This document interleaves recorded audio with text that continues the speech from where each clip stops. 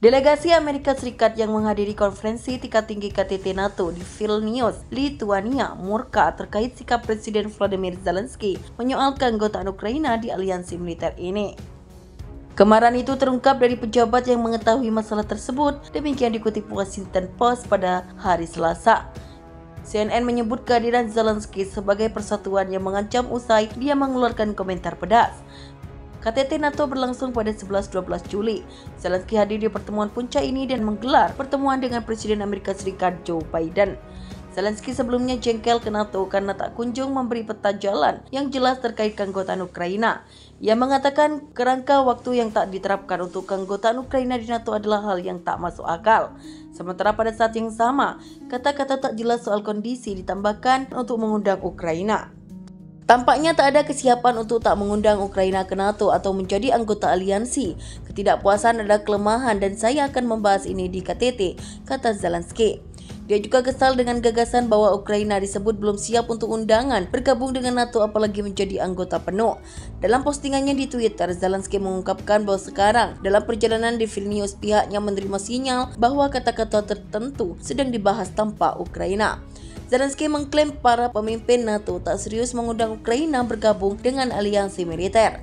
Pendekatan mereka menunjukkan bahwa ingin mempertahankan Ukraina sebagai alat tawar-menawar untuk negosiasi akhir dengan Rusia. Sekretaris Jenderal NATO Jens Stoltenberg kemudian berusaha meredakan kemarahan Zelensky. Stoltenberg mengatakan kepala negara anggota NATO memberi sinyal positif terkait keanggotaan Ukraina. Negara anggota NATO menghapus persyaratan untuk rencana aksi keanggotaan untuk Ukraina, kata Stoltenberg kepada jurnalis pada hari Senin. Di kesempatan terpisah pada Selasa, Stoltenberg mengatakan perubahan aksesi ini dari proses dua langkah menjadi proses satu langkah. Pada tahun 2008, NATO berjanji Ukraina akan menjadi sekutu aliansi ini. Di saat yang sama Rusia memperingatkan langkah tersebut melanggar garis merah, sebab ekspansi mereka di Eropa Timur mengancam keamanan bagi Kremlin. Rusia kemudian mengajukan proposal dengan maksud menegosiasikan perluasan NATO pada 2021, namun AS dan sekutu menolaknya. Pertemuan puncak para pemimpin negara aliansi Fakta Pertahanan Atlantik Utara NATO di Vilnius, Lithuania, yang menghadirkan Presiden Ukraina Volodymyr Zelensky mendapat tanggapan dari Rusia. Kementerian Luar Negeri Rusia pada hari Rabu mengatakan KTT NATO di Vilnius, Lithuania menandai kembalinya aliansi ini ke pemikiran dan skema era Perang Dingin.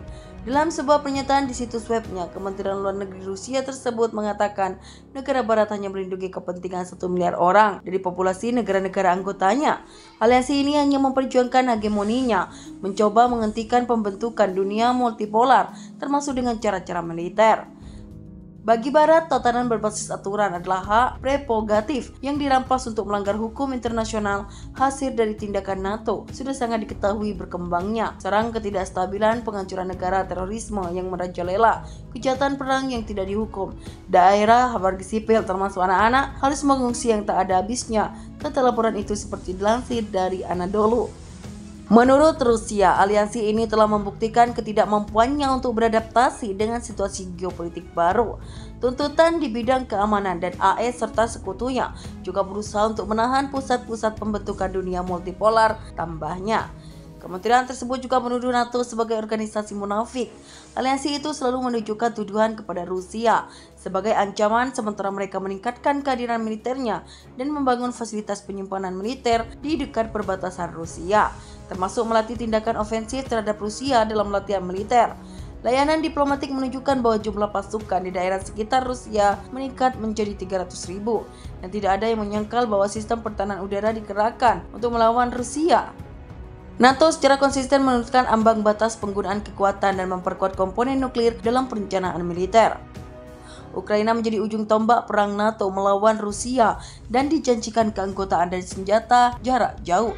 Pada saat yang sama, Georgia, Bosnia, dan Herzegovina dan Moldova berada di urutan berikutnya untuk bergabung dengan aliansi ini. Finlandia dan Swedia diterima dengan cara yang lebih cepat dan Arktik sedang dimiliterisasi. Timur Tengah dan Afrika telah dinyatakan sebagai zona kepentingan strategis di mana Washington dan sekutunya mencoba untuk memaksakan perintah mereka sendiri dan menyedot sumber daya sesuai dengan pola neokolonial yang telah terbukti. NATO memperluas tentakelnya di wilayah Indo-Pasifik dengan dalih fiktif bahwa perkembangan situasi di sana dapat secara langsung mempengaruhi keamanan Euro-Atlantik, kata kementerian itu. Menurut kementerian itu, banyak negara sangat prihatin dengan kebijakan, tindakan, dan pembangunan militer NATO, di mana aliansi ini secara langsung bertentangan dengan tugas-tugas objektif untuk membentuk tatanan dunia baru yang adil tanpa batas-batas artifisial yang memecah belah negara menjadi kawan dan lawan. Penasehat Keamanan Nasional Gedung Putih Jake Sullivan mengatakan masyarakat Amerika pantas menerima rasa berterima kasih dari Ukraina.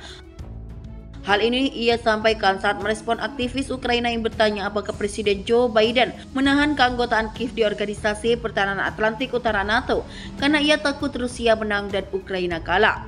Amerika Serikat telah menyediakan begitu banyak kapasitas untuk membantu memastikan tentara-tentara Ukraina yang berani memiliki amunisi pertahanan udara, infanteri, kendaraan tempur, peralatan penjinak ranjau, kata Sullivan seperti dikutip The Guardian.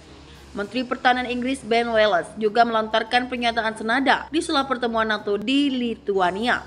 Wallace menjawab pertanyaan wartawan mengenai keluhan Presiden Ukraina Volodymyr Zelensky mengenai tidak adanya kerangka waktu bagi Kiev untuk bergabung dengan NATO.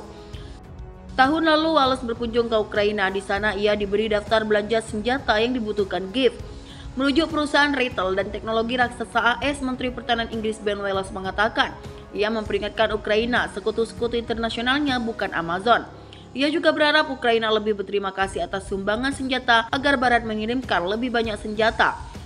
Di mana tahun lalu dirinya memberitahu mereka ketika dia mengendari mobil selama 11 jam untuk diberi daftar belanja. London salah satu pendukung Ukraina paling vokal sejak invasi Rusia tahun lalu. Perdana Menteri Inggris Rishi Sunak mengatakan Inggris dan sekutunya akan melipat gandakan dukungan untuk Ukraina. Namun Wallace memperingatkan Ukraina harus membujuk anggota-anggota parlemen Amerika Serikat dan tidak meragukan politisi negara lain untuk memberikan bantuan sepadan dan suka atau tidak suka orang-orang ingin melihat rasa terima kasih.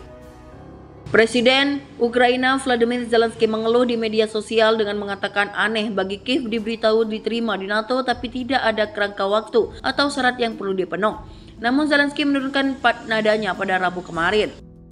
Ia mengatakan hasil pertemuan NATO baik meski ia belum menerima undangan resmi bagi Ukraina untuk bergabung dengan NATO.